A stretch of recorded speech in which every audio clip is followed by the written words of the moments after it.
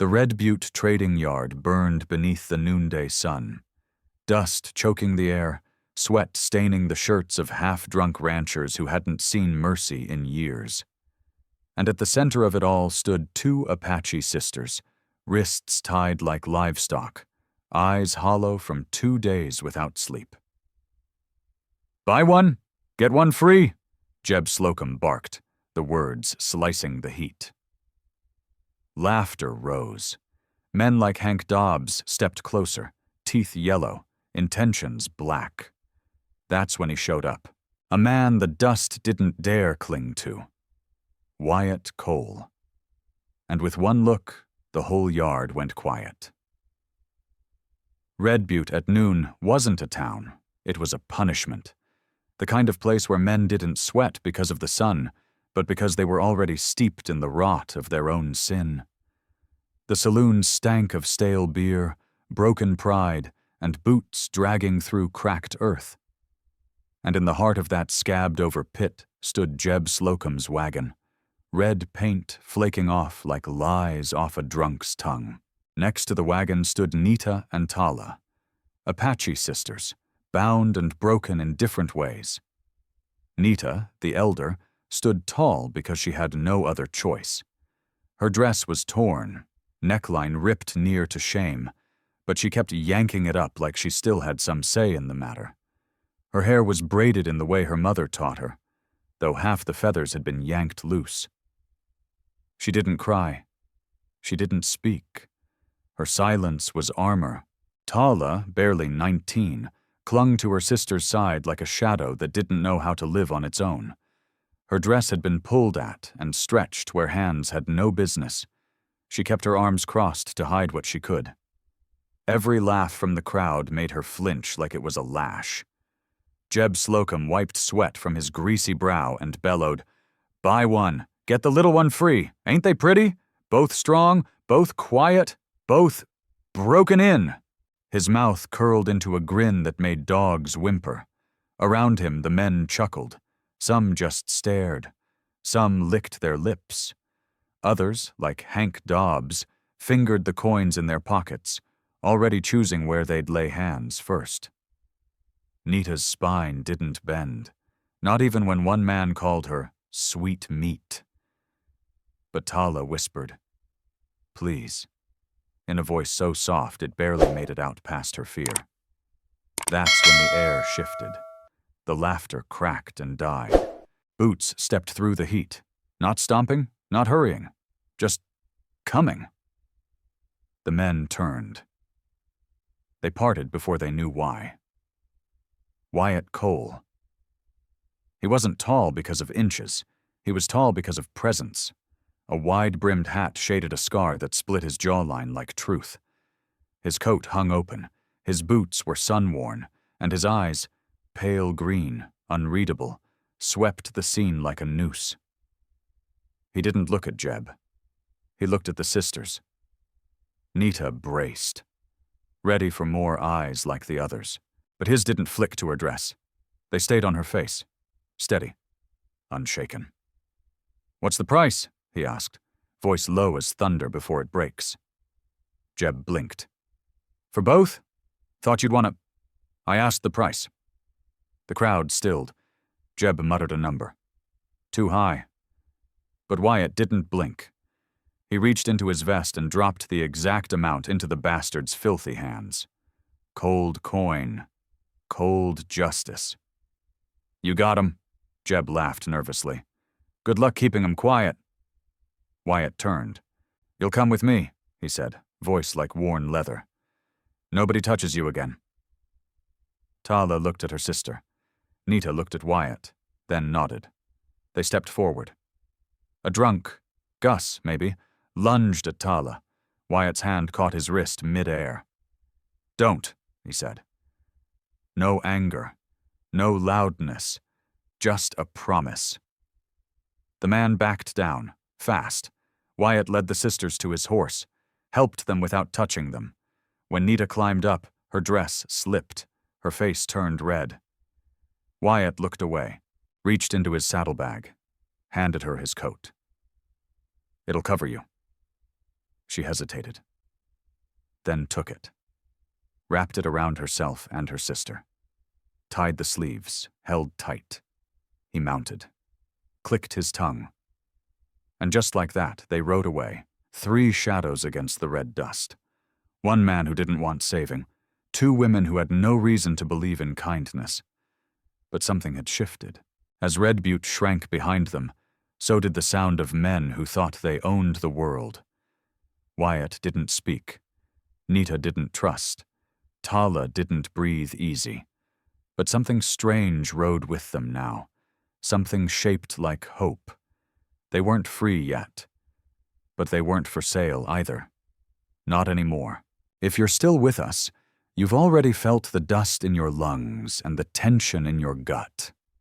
Subscribe now and ride with us through betrayal, gun smoke, and the fire it takes to make a family out of broken things. The trail gets darker before it finds light. Don't miss what comes next. The wind changed when they left Redbute. Behind them, the heat and stink of the trading yard gave way to open land. A stretch of hard-packed earth and brush that didn't ask questions. The kind of country that remembered old griefs and didn't care for new ones. Wyatt Cole rode with his back straight, reins loose in one hand, the other never far from the rifle strapped along the saddle. The weight of 2 lives clung to him. Nita and Tala, wrapped tight in his coat, pressed close to keep from sliding off. He didn't speak much, not because he didn't have the words, but because the silence said more than a man ever could. The older sister, Nita, was still upright behind him, chin lifted, eyes moving like a scout's. She wasn't used to being still. You could feel it in the tension across her shoulders. A quiet steel ran through her. Not pride, not fear, just endurance. The younger one, Tala, leaned against her, shivering every so often like she was trying to disappear into the fabric. They made camp just before the sun dipped low, carving long shadows across the plain. Wyatt found a bend in the land near a dry creek bed. Good line of sight, rock to the back, brush in front. He didn't ask for help setting camp. He just moved, methodical. Fire ring, bedrolls, water poured from a canteen into a tin cup and handed off without words. Tala flinched when the cup reached her. Nita took it instead. Wyatt saw it, filed it away. "You'll sleep here," he said, nodding to the flat space near the fire. "I'll stay there." He pointed a good 10 paces off. "No one ties you. No one touches you. Not now, not ever." Nita studied him, slow and cautious. "Most men don't say that," she said. "I ain't most men," Wyatt replied. Night settled in layers. Stars blinked overhead, wind rustled low through the sage, and the fire cracked between them. Wyatt didn't remove his coat. He sat with his back to a rock, rifle over his knees, eyes scanning the black edge of the trail. He'd been a soldier once, before the war took his family and left a hole in him big enough to ride a horse through. And now? Now he was sitting across from 2 women he didn't ask for and couldn't ignore. Tala spoke first. "You were a scout?" Her voice was thin but curious.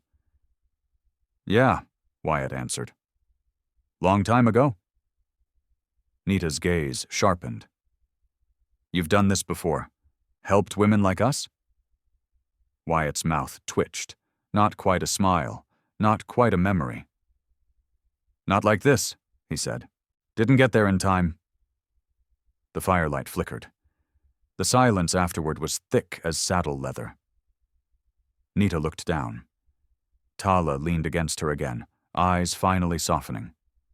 Something in Wyatt's voice, low, edged with regret, had reached past the fear and touched something true.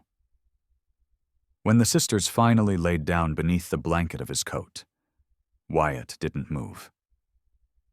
He watched the fire, watched the trail, watched the dark. He didn't know where they were headed. Not really. But he knew one thing clear as the stars overhead. He wasn't riding away from this. Not again. There's no bargaining with a man who's already lost everything. The heat was falling off the land when they rode out of the canyon and hit a flat stretch of earth that shimmered under a red sun. Wyatt Cole had said little since the last campfire, but his actions spoke loud. He rode with his jaw locked, eyes scanning the horizon like a man expecting a bullet any minute. Behind him, Nita and Tala rode doubled up, wrapped in his coat, the fabric now carrying the dust of both desperation and dignity. It was Nita who finally broke the silence. "You paid too much," she said quietly. Wyatt didn't turn. "I didn't ask for a discount." Tala stirred behind her sister. "You could have left us." "I've done that once," Wyatt muttered. "Didn't sit right then. Won't now." They crested a small rise and saw it. Redbute fading behind them. No longer a place, but a memory soaked in sweat, shame, and smoke. The kind of place that marks your bones even when you ride clean out of it. They stopped near a knotted cottonwood and dismounted. Wyatt moved like he'd done this 100 times, tying the reins loose, checking the wind, brushing sand from his rifle stock. The sisters stood near each other, eyes wary, shoulders drawn. That's when the tension snapped. A man appeared behind a low bluff. Gus, the same whiskey-soaked ranch hand who'd reached for Tala at the auction yard. He stumbled forward, reeking of rot gut and regret, pistol swinging loosely at his hip. "I paid Slocum for her first," he slurred. "You think cash wipes that out?" Wyatt stepped forward. Calm. Measured. "Go back, Gus." "Or what?" Gus spit in the dirt. "You gonna play hero again?" Nita's hand twitched toward her sister. Tala stepped back. Wyatt didn't raise his voice. "You put a hand on either of them, you'll lose it." Gus snorted. "You think a man can buy his way clean out of sin? They ain't yours. They ain't nobody's." Wyatt didn't flinch. He stepped between Gus and the sisters, his voice now cold as creekstone. "You're right. They ain't mine, but they sure as hell ain't yours." Gus reached. Wyatt moved first. One shot cracked the air, sharp as a whip. Dust kicked up around Gus's boot, just inches wide of his toes. That close. Deliberate. Gus froze. "Next one's center," Wyatt said. "And I don't miss twice." The drunk looked at Wyatt's face, still scarred, dead serious, then at the rifle held level and calm. He backed off, muttering curses no one cared to hear, boots dragging back toward the way he came. When he was gone, Wyatt holstered the rifle. "You didn't kill him," Nita said. "Didn't have to." "Why not?" she pressed. He looked at her. "Because I wanted you to see the line. That man crossed it. I don't." Nita studied him in silence, something unreadable flickering in her gaze. Not quite trust. Not yet. But closer than before. That night they made camp again. Tala laid close to her sister, clutching Wyatt's coat like it was a lifeline. Wyatt sat with his rifle across his knees, staring into the fire. He had spent coin to pull them from the pit. Blood had nearly followed. And now? Now they were all in it together, bound by a bargain made under desert sun. The wind howled low that night, like something wounded. Coyotes kept their distance, but the feeling in the air said trouble was sniffing the edge of the trail. Wyatt Cole didn't sleep. He sat by the fire, rifle across his knees, jaw tight, eyes never drifting from the brush line. Nita and Tala lay wrapped together under his coat, breath shallow, too tired to speak, too uncertain to rest. Earlier that day, after driving off Gus without spilling blood, Wyatt had tried to settle them in a narrow stretch of hard ground, tucked between a bluff and a mesquite thicket. It was the kind of place a man chose when he didn't trust open sky. And tonight, he didn't trust a damn thing. Nita stirred first. She rose slowly, the oversized shirt he'd given her brushing her knees, her silhouette sharp against the firelight. "You'll wear yourself out," she said. Wyatt didn't answer right away. His voice, when it came, was low and gravel-worn. "I've done worse." "You haven't slept since Redbute." "I've been tired longer than that." She stepped closer, not too close, just enough for the fire to touch her face. Her features were tired but composed, her voice quiet but pointed. "My sister, Tala, she's never seen men like that before, never been taken." Wyatt finally looked up. "You have?" She nodded once. "Not like this, but I know what it means to be less than human in another man's eyes." The fire cracked between them. "I saw it in yours," she added, almost to herself. "That same look, like something's chasing you too." Wyatt didn't flinch. He didn't confirm it. But the shadows in his eyes shifted. Just a little. "There was a fire," he said finally. 6 years back. My wife and boy, trapped inside before I got home. I smelled the smoke from the ridge." Nita didn't speak. She just stood still, letting the silence stretch long and wide like the desert night. "After that," he continued, voice hoarse, "I built fences, road lines, talked to no one. Didn't think I had anything left to give." "Until Redbute," she said. He nodded once. "I didn't plan on getting involved," Wyatt muttered. "But when I saw you two, it felt like that fire all over again. Only this time I could walk into it." A beat passed. Then, quietly, Nita said, "You did." The wind shifted, and the fire danced. Tala stirred behind her, murmuring in her sleep. Nita turned, glancing back, then knelt near the fire. She reached for Wyatt's canteen, took a sip, and handed it back without a word. That small gesture, simple, unremarkable, hit deeper than a speech ever could. Wyatt finally leaned back, just a little, letting his shoulders drop. "You get some rest," Nita said. "I'll keep watch for a while." He hesitated, eyes scanning hers. Searching. "You sure?" She nodded. "You said we get to choose now. I choose to help." A slow, quiet beat passed between them. Then Wyatt handed her the rifle. "Safety's here, nothing fancy. Just point and breathe." She took it, hands steady, and as he laid down for the first time in days, the fire crackled beside them, and the fear that had haunted every breath since Redbute softened. Two strangers, two survivors, keeping watch for each other in the dark. The sun hadn't even crested the ridge when Wyatt Cole's eyes snapped open. He wasn't the kind of man who eased into daylight. His body moved before thought. Quiet, controlled. He scanned the brush, the horse, the fire, now nothing but ash. Then his gaze landed on Nita, sitting cross-legged where he'd been the night before, the rifle across her lap, chin tilted toward the trail. She hadn't slept.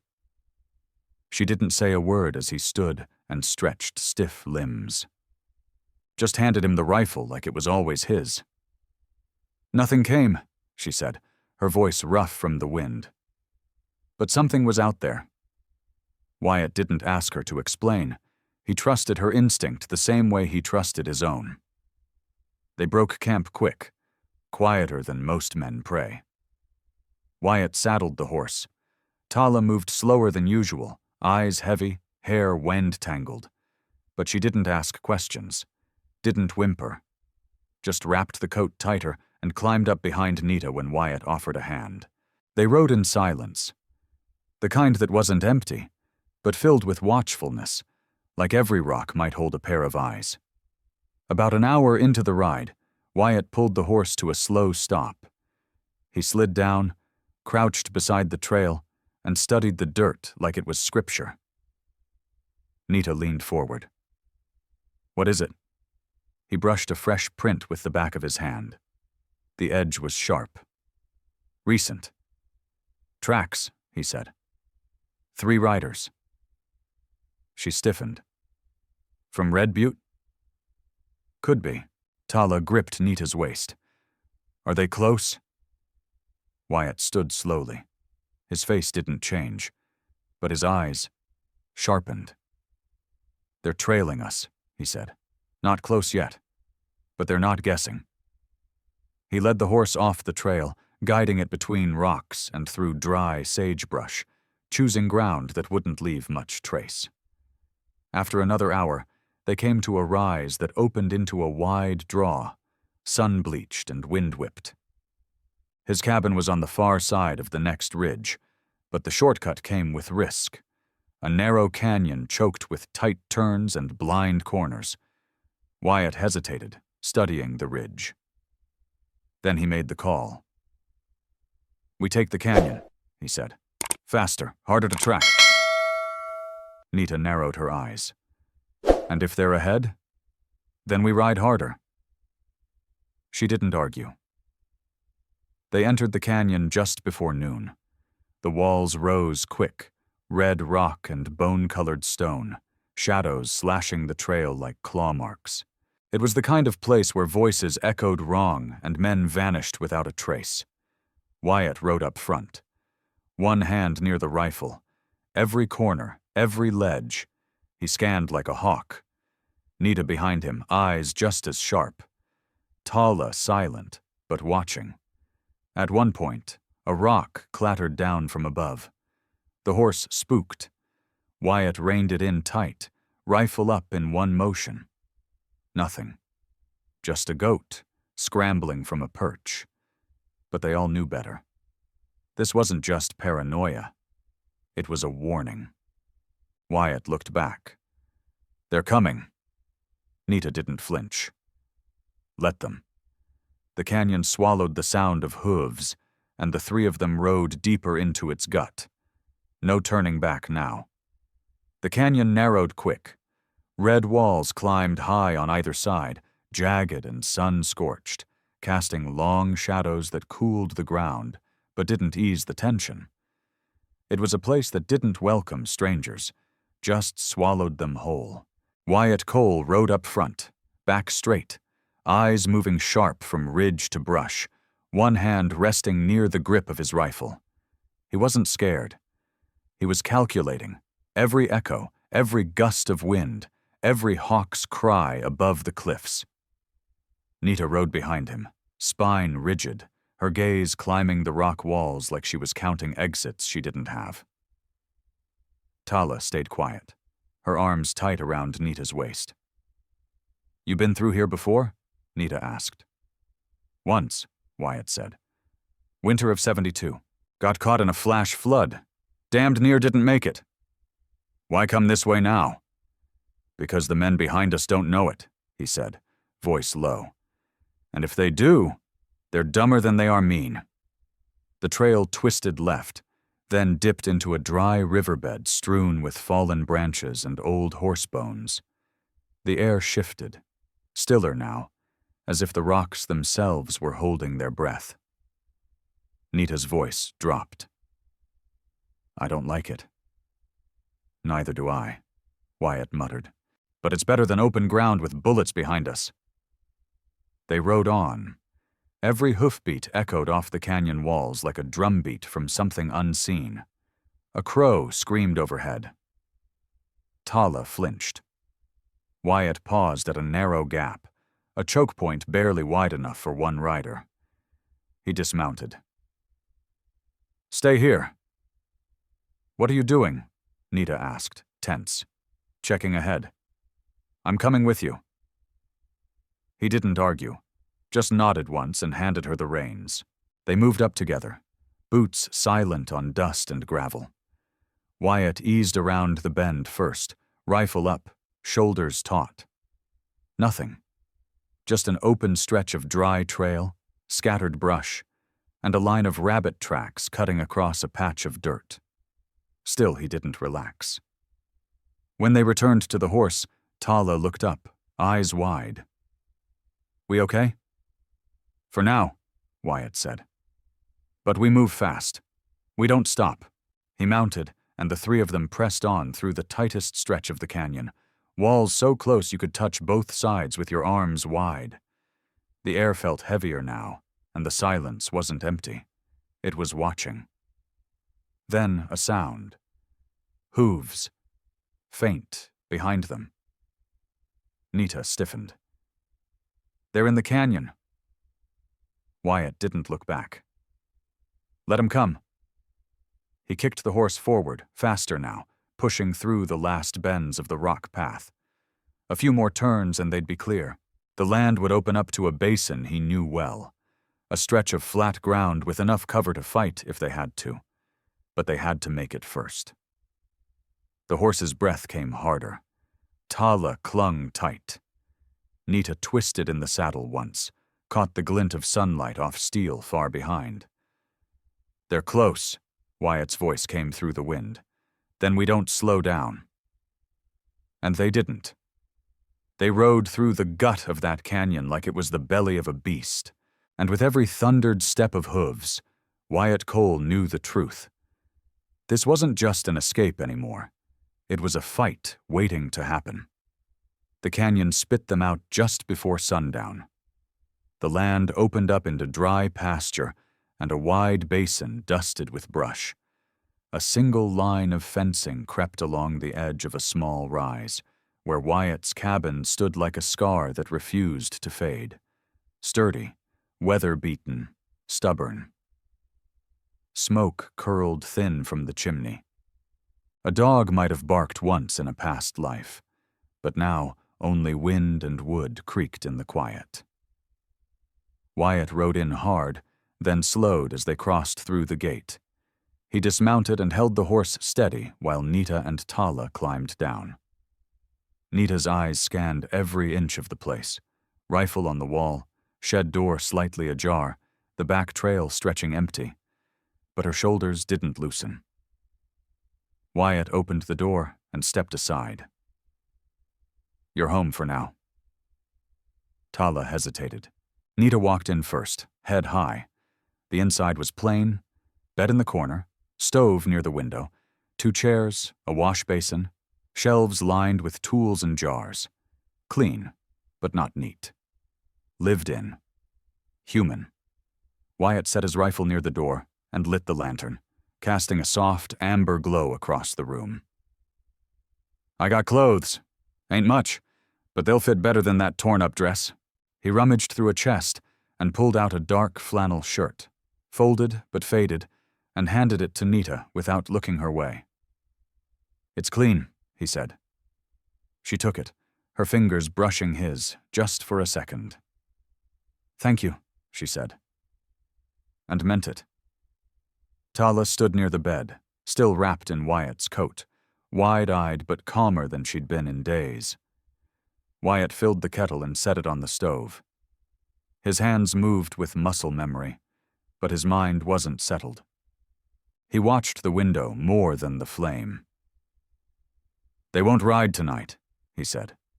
"But they will ride, and when they do, they'll come for what they think they lost."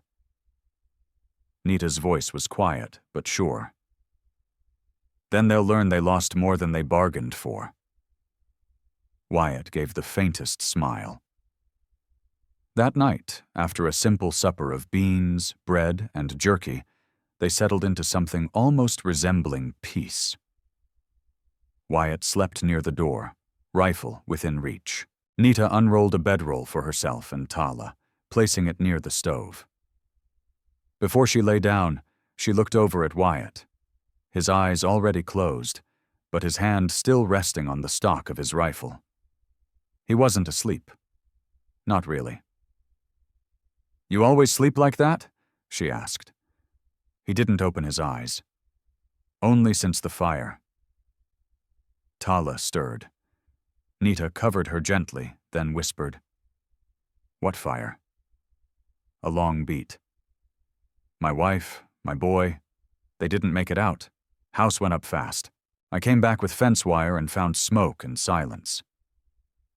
Nita didn't say anything.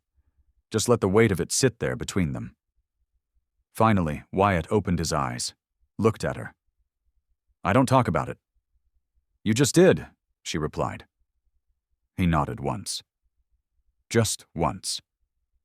Then the silence took over again. But this time it didn't feel empty. It felt earned. The stars came out slow that night, scattered across a sky so black it swallowed sound. The wind had died down, but the stillness wasn't peace. It was the kind of hush a man feels before something breaks. Inside Wyatt's cabin, the warmth from the stove pulsed against old timber walls. Tala slept curled tight on the cot, wrapped in a quilt that smelled of cedar and smoke. Nita sat beside her, legs tucked under, watching the flame flicker through the stove grate. Across the room, Wyatt slumped against the wall near the door, rifle leaning beside him, hat over his eyes. His breathing was deep, even. Finally, he'd let go. Nita stared at him for a long time, at the scar down his jaw, the stubble creeping across his chin, the way his arms stayed crossed like he still didn't trust rest. He'd carried them across miles of open danger, shouldered their fear, fed them, clothed them, and never once laid a hand that wasn't offered. She stood, slow and quiet, moving like a shadow, crossed the floor. She took his place by the door and sat down, rifle in hand. He stirred. His voice, raspy but steady, slipped out from beneath the brim of his hat. "You don't have to do that." "I know," she said. A pause. "You trust me to sleep?" She looked at him. "You trusted me not to run." He took off the hat and rested it beside him. The firelight hit his face, full now, older than his years, worn and weathered like the land outside. "You ever hold a rifle before?" he asked. She nodded. "My uncle taught me to hunt. I can track too." That earned her a small grunt. Not quite a compliment, but not nothing. He shifted, pulled the blanket tighter across his chest. "Wake me if you hear anything," he said. "I will." And just like that, the guard changed.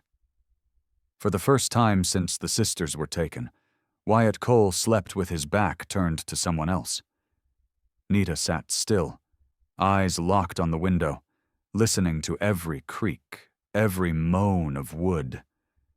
But it wasn't fear in her chest this time. It was something steadier, a kind of ownership. Not over land or weapon, but over the choice to protect, not just be protected. She wasn't cargo anymore. She was a watchman. An hour passed, then another. The fire burned low. Tala stirred once, murmured a name from some forgotten dream, then stilled. And across the cabin, Wyatt exhaled deep. No nightmare, no flinch, just sleep. The sun would rise soon, and with it, the trail would pull them forward again. But for now, the world had tilted just a little. One night watch traded. One line of trust crossed. And in the stillness of that Wild West night, under a roof built by one man's regret and warmed by one woman's resolve, a new kind of safety had started to take root. It began with silence. Not the kind born of peace, but the kind that stalks the edge of breath, waiting to pounce. The moon hung low, bruised and yellow, casting long shadows across the basin. Wyatt Cole sat on the porch, hat pulled low, rifle across his lap, boots steady on the boards. He hadn't spoken much since sunset. Neither had Nita. There wasn't much left to say when you could feel trouble creeping closer. Inside, Tala slept, worn thin but safe. For now. Nita had offered to stay awake again, but Wyatt had shaken his head. "Tonight's mine," he'd said. "You earned your rest. She didn't argue, but she didn't sleep deep either. Then, just past midnight, Wyatt heard it, a snap of brush. Too clean, too deliberate. He rose slow, every movement tight and sure. He stepped off the porch and crouched low near the edge of the fence line. Another sound. Soft footfalls, the clink of gear, the shuffle of men trying to be quiet but carrying the stink of bad intention. 3. No. 4. They were here. He eased back to the cabin, pushed the door open with his boot. "Nita," he said, voice low but urgent. She was already up, dress halfway laced, eyes clear. Tala sat up behind her, blinking, confused. "They've come," Wyatt said. "Get down, stay back from the windows." Nita grabbed the rifle by the door, loading it with practiced hands. Tala crawled behind the stove, trembling but silent. "Where do you want me?" Nita asked. Wyatt looked her dead in the eyes. "By the back window. If they flank us, you've got the shot." She nodded once and moved. Then the first voice came from outside, slurred, too bold. "Evenin', Cole," it drawled. "We come to collect." "Clem." Wyatt recognized the voice, one of Slocum's boys, mean as a scorpion and twice as dumb. "You boys are too late," Wyatt called back. "Ain't nothing here for you." Another voice laughed. "We ain't here to talk." Then the first shot cracked. Wood splintered beside the doorframe. Wyatt rolled to the side and fired once, clean and sharp. A grunt followed, and a shadow dropped near the fence line. Tala screamed. "Nita!" Wyatt yelled. She fired through the back window. Another shout outside. Then silence again. The kind that rings with gunpowder and blood. It didn't last. Boots hit the porch. The door rattled. Wyatt stood in front of it like a wall.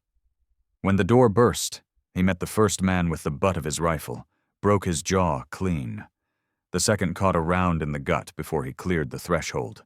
But a third slipped in from the side, rushed toward Nita. She didn't flinch. She turned and fired. He dropped, dead before he hit the floor. The smoke hung in the room like fog. The crackle of burning oil from a lamp knocked sideways filled the space. Nita stood in the back, chest heaving, eyes locked with Wyatt's. "You all right?" he asked. She nodded, voice hoarse. "You?" He looked down at the blood on his sleeve. "Just a scrape." Outside, the last man ran. They didn't follow. Not that night. Inside, they stood still. Wyatt, Nita, Tala amid the wreckage. Floor scattered with shells. Air thick with cordite. Silence fell again, this time earned. The cabin had held. But something more had been built in its defense. They weren't just strangers now. They were a family, forged not in birth, but in fire and steel. Dawn rose slow and gold, stretching light across the battered porch and bullet-scarred walls. Wyatt Cole stepped out, boots crunching frost that hadn't yet melted. In the distance, the ridge stood quiet, as if the night's blood had soaked into the earth and hushed the world. The fight was over. But peace, real peace, was something you had to build with your hands. Inside, Nita stirred the fire, her face tired but clear. Tala was still asleep, curled beneath a thick quilt that used to belong to Wyatt's mother. A pot of beans simmered low. The cabin smelled like wood smoke and something that felt almost like a future. Wyatt leaned on the post, rubbing the fresh bandage on his arm. It still ached, but he'd take a wound like that over the old kind. Loneliness, regret, that itch in your soul that nothing could scratch. "Fence needs fixing," he muttered. Nita appeared behind him, arms crossed, a faint smile playing on her lips. "You planning to do it alone?" He looked at her. Wouldn't dream of it. She stepped closer, placed a hand over his. Her fingers were calloused, warm, stronger than any vow he'd ever spoken. You think this place can hold? She asked, soft. Wyatt didn't answer right away. He looked out across the field, where the morning light hit every post, every patch of broken ground. The kind of place no one handed you. You had to earn it. It'll hold, he said, voice steady. If we hold it. They worked that day. Quietly. Together. Resetting fence lines, hauling scrap wood, clearing out blood-soaked dirt from under the steps. They didn't speak of what had happened. Didn't have to. The ground knew. The sky had seen it. That evening, as the sun tucked behind the canyon, Wyatt sat in the rocker while Nita braided Tala's hair. The girl giggled when Nita tickled behind her ear, and Wyatt smiled the way a man does when he forgets for a moment what it cost to earn that sound. I was wrong about you, Nita said suddenly. Wyatt raised an eyebrow. That so? She nodded. Thought you were another tired man, just waiting to rot on someone else's land. And now? She met his gaze, firm. Now I see someone who finally stood for something. He let out a slow breath. Took me long enough? A silence settled again. Easy now, like the land had stopped holding its breath. Then, out of nowhere, Tala climbed into Wyatt's lap. Didn't ask, didn't speak, just nestled there like it had always been her place, and maybe it was. Wyatt wrapped one arm around her, looked up at Nita. You think she'll remember? Every piece of it, she said. Even the hard parts. He nodded, rocking slow. Good. That's how you know it's real. Night fell. No gunshots, no shouts, just wind across the high grass and the creak of wood under weight finally shared. And that's how it ends, or begins.